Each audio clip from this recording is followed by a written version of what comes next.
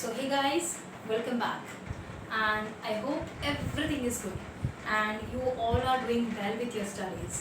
हमने अभी तक काफ़ी कुछ पढ़ा. अब हमने लास्ट सेशन में पढ़ा था BSc-PR थ्योरी. इस थ्योरी में इम्पॉर्टेंट बात ये है कि इस थ्योरी में हमने पढ़ा था शेप कैसे बनते हैं, यानी कि what are the different pairs due to which repulsion occur and the electrons or bonding and non-bonding electrons of the valence shell try to orient themselves so far away from each other कि एक दूसरे से repulsion को minimise कर सके, ताकि जो हमारा मॉलिक्यूल है वो स्टेबल रह सके. इस स्टेबिलिटी को अटेन करने के लिए तो बेचारे एटम्स बॉन्ड करते हैं, और वो भी अगर अटेन ना हो तो फिर बॉन्डिंग का मतलब ही नहीं.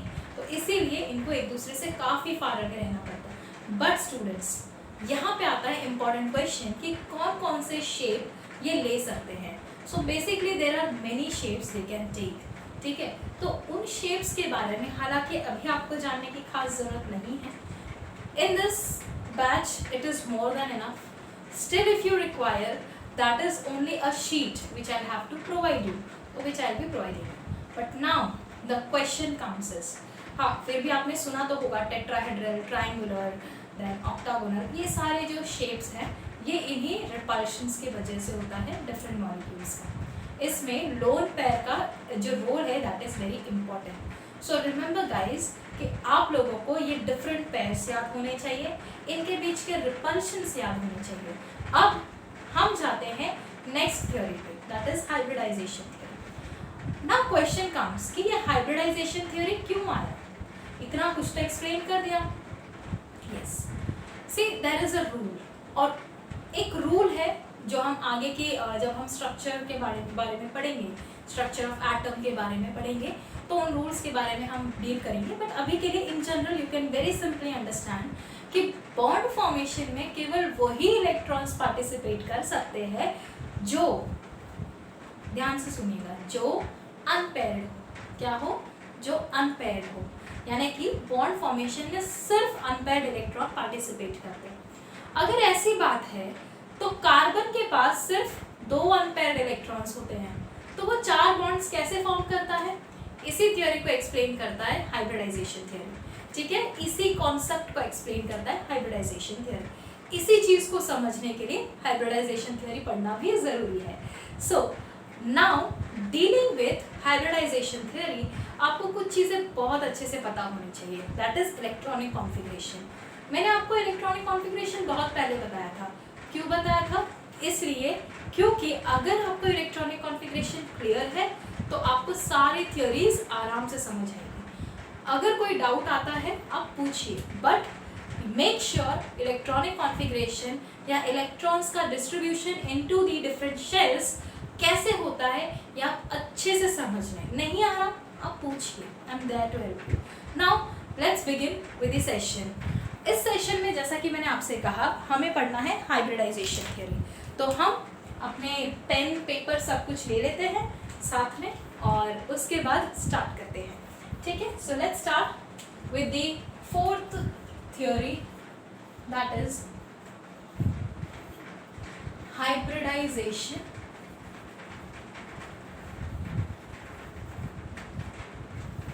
theory. Question comes, hybridization atom में? Yes, it is. अगर आपने बायोलॉजी में ये टर्म सुना है तो आपको थोड़ा सा शॉकिंग हो सकता है. सी, जब हम बोलते हैं बायोलॉजी में हाइब्रिडाइजेशन तो बहुत सारे एनिमल्स के बारे में हमें तुरंत क्लिक होता है. One of the example is liger. Liger क्या है? लायन और टाइगर का हाइब्रिड है ना. तो लायन और टाइगर का ब्रीडिंग से लाइगर बनता है, LIGER, लाइगर. ठीक है, तो हाइब्रिडाइजेशन एनिमल्स में somewhere it is possible but not naturally. Naturally नहीं होता ये भी हमने आर्टिफिशियली किया है. बट यहाँ पे जब हम हाइब्रिडाइजेशन कहते हैं तो दिस इज नेचुरल हाइब्रिडाइजेशन. पर ये हाइब्रिडाइजेशन किसका होता है? तो ये हाइब्रिडाइजेशन होता है ऑर्बिटल्स का. Quickly understand this hybridization theory. सबसे पहले हमें इसे समझने के लिए इसे समझने के लिए एक एग्जाम्पल लेना होगा। जैसा कि मैंने आपको कहा कार्बन, उसके पास तो होते हैं 2 अनपेयर्ड इलेक्ट्रॉन, तो 4 बॉन्ड कैसे बनाता है भाई? क्योंकि बॉन्डिंग के लिए मैंने क्या कहा, आपको अनपेयर्ड इलेक्ट्रॉन चाहिए। तो लेट्स अंडरस्टैंड दिस पॉइंट, ठीक है। सो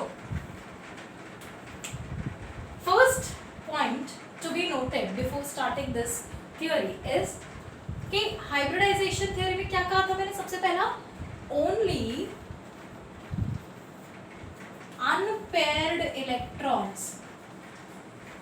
unpaired electrons can participate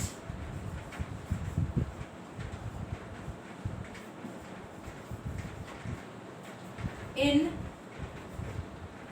bond formation,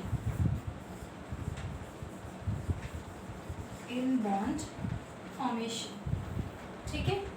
so this is the core idea behind hybridization, कि हमें यही समझना था कि किस तरह ये जो कार्बन है जिसके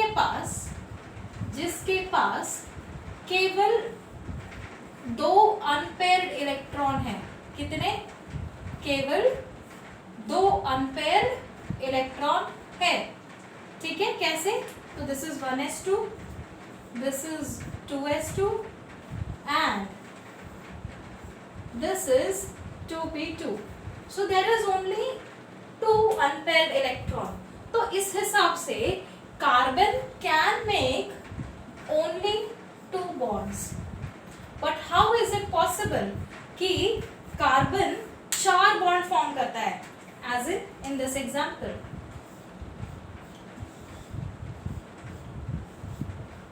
CO2, ठीक है, या कह सकते हो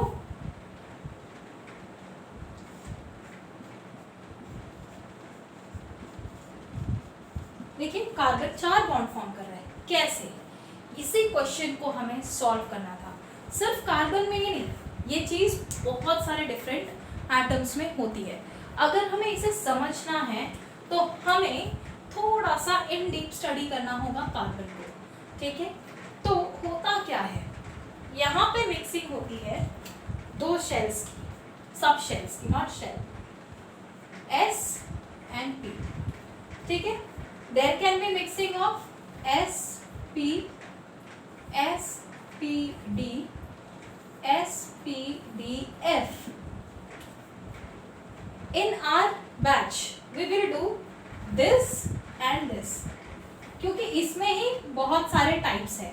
SPDF तो आपको 12th में भी नहीं है, आपको SPD तक ही है 11th-12th में भी, तो इसीलिए हम इसको इतना पढ़ेंगे, ठीक है। सो इसी में आपको कम से कम 2 से 3 सेशन जा सकते हैं। तो लेट्स अंडरस्टैंड दिस फटाफट से, ठीक है। So it is very very important to understand this distribution of electron and the hybridization theory, जिससे आपको जो कॉम्प्लिकेटेड बॉन्ड फॉर्मेशन है वो भी बड़ी आसानी से समझ आ जाएगा, ठीक है। So let's do that. So let's begin with the example of carbon, ठीक है। So I'll write here carbon.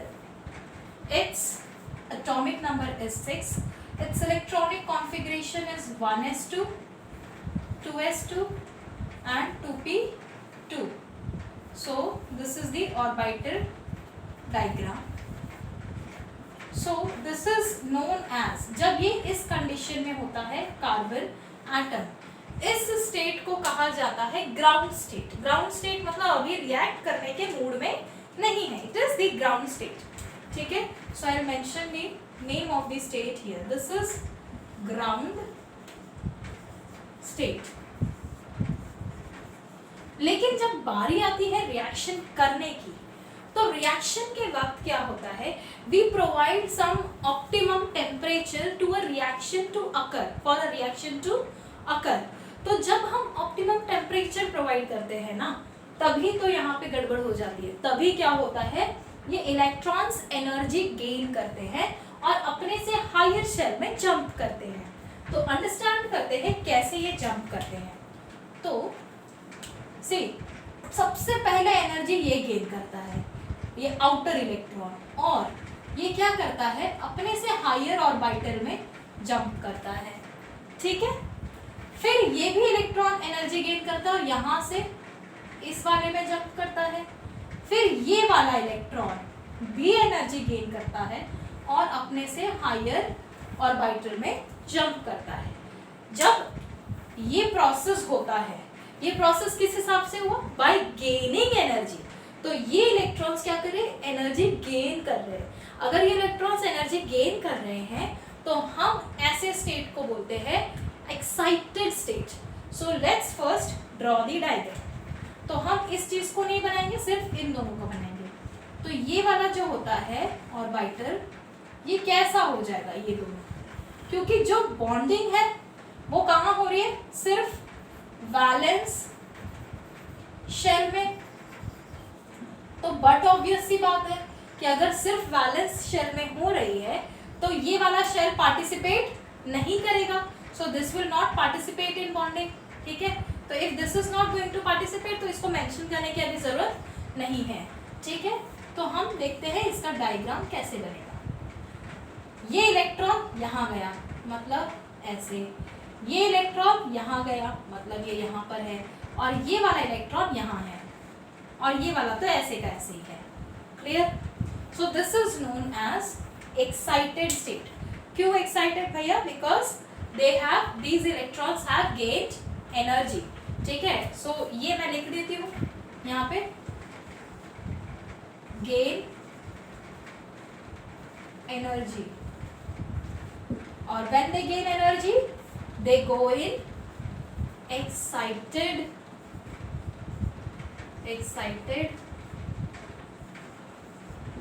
state।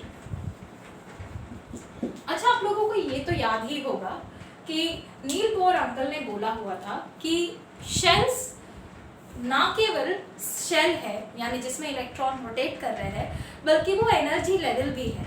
बिल्कुल उसी तरह से हर एक ऑर्बिटल का भी अपना एनर्जी होता है।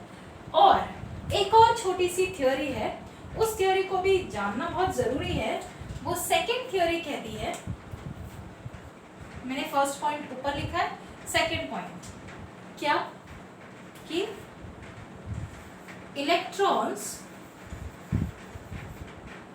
of approximately same energy, I'm not saying exactly, I'm saying approximately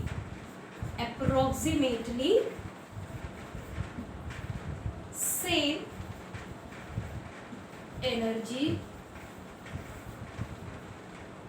can participate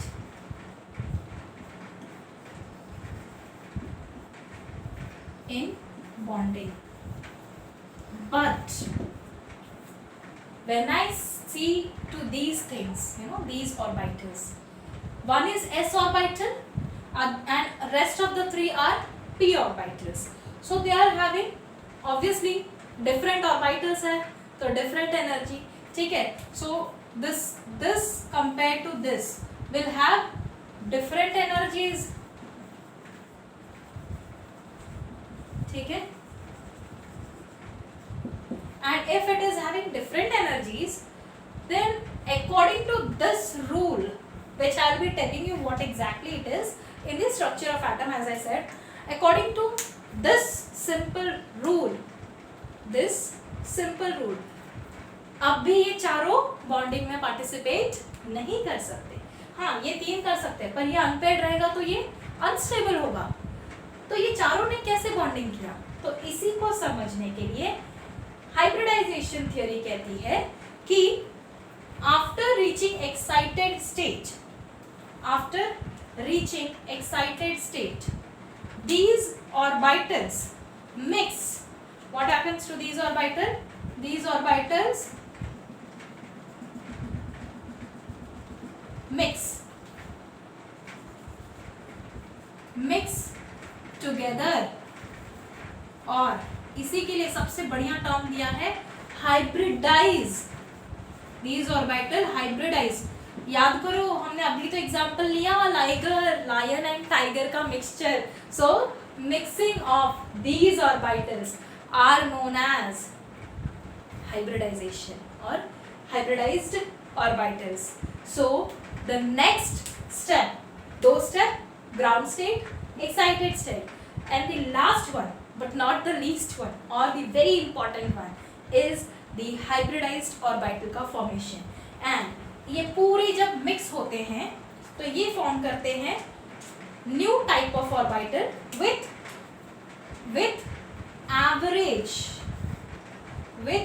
average energy of all three, with average energy of all three.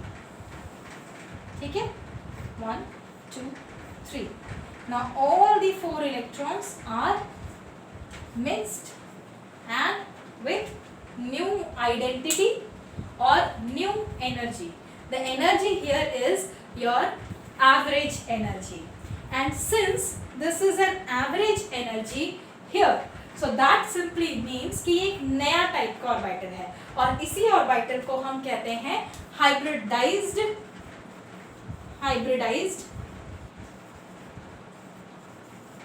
Orbitals. ठीक है, क्या होता है इसमें S और P दोनों का ही S और P दोनों का ही एनर्जी का एवरेज होता है. So these are the 3 steps. पहला ground state, then excited state and lastly hybridised orbitals का state, and hence your theory completes. So when all the 4 electrons are of same energy, they are supposed to bind or make bonds. I hope it is very clear to you, and I'll give you time to just note down these things, and we'll quickly end up the hybridization theory after taking few examples. Okay, so before going to the example, I must say the name to this hybridized orbital. ठीक है, what is the name? तो क्योंकि it is made up of 1s and 3p orbitals, it is said to be sp3 hybridized orbital. ठीक है, okay. Mixing 3 की हुई, 4 orbitals की हुई है तो इसीलिए sp3. But there are cases जहाँ पे sp2 भी होता है और sp भी होता है, तो विल स्टडी दैट टू. ठीक है, तो यहाँ पे एक पॉइंट और याद रखने का है कि जितने भी हाइब्रिडाइज्ड ऑर्बिटल होंगे they are always going to make sigma bonds. ठीक है, ऑल द हाइब्रिडाइज्ड, ये रूल ही है, समझ लो, एकदम रट लो इस चीज को कि जितने भी हाइब्रिडाइज्ड ऑर्बिटल्स है they are 101% going to make sigma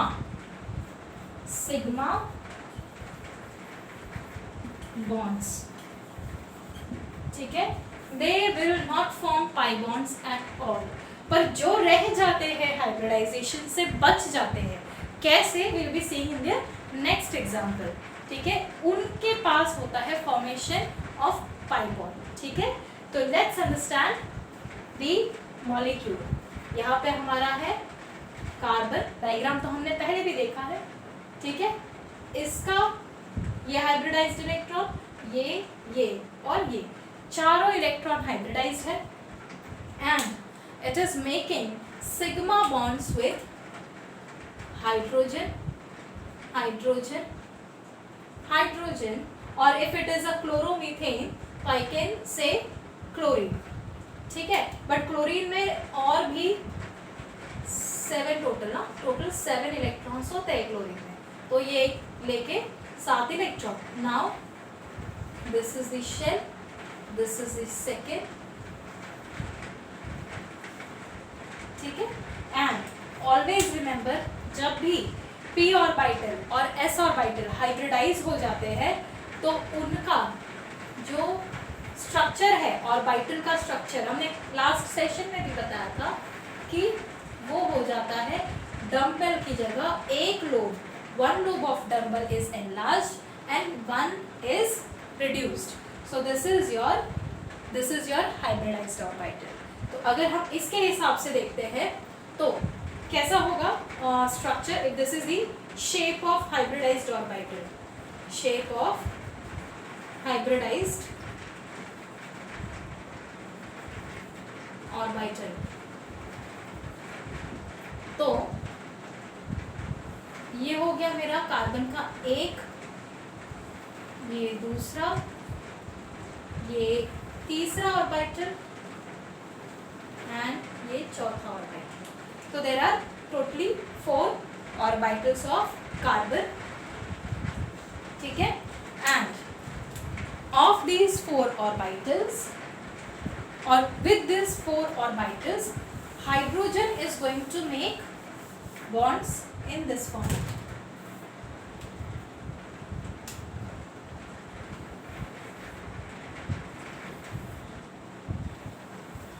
अच्छा, क्लोरीन के साथ क्या है भाई? तो क्लोरीन के साथ, क्लोरीन का S नहीं बट क्लोरीन का P orbital is making bond. ठीक है. तो it will be like this. So this is your chlorine, this is hydrogen, this is hydrogen, this is hydrogen, and the center one is your carbon, and this is the sigma bond of carbon with hydrogen. Sigma bond of carbon with hydrogen, carbon with hydrogen, carbon with chlorine. Hence the molecule chloromethane counts for 4 sigma bonds. ठीक है. So this is what is the practicality of this theory. ठीक है. ये सारे क्या है? sigma bonds. So जो electrons हैं, shared electrons, it is here, it is here, it is here. ठीक है. And that too placed far away from each other so as to minimize the repulsion. तो hybridization theory अगर आप देखते हो तो it is almost answer to every question up till now. ठीक है. So this is the first hybridization, that is sp3 hybridization, wherein 1 s orbital, 3 p orbitals are mixed so as to make sp3 hybridized orbital. And whenever there is a hybridized orbital formed, these orbitals are always going to make sigma bonds. So this was one sort of hybridization, that is sp3. In the next session definitely we'll be doing sp2, sp, sp3d, sp3d2. ठीक है. यहाँ तक तो हम in next session पक्का करेंगे. So let's see you in the next session. Before going, I will say please ask the doubts if you have any. I'll definitely answer you. So with this I will conclude the session and we'll meet in the next session. Till then, bye bye.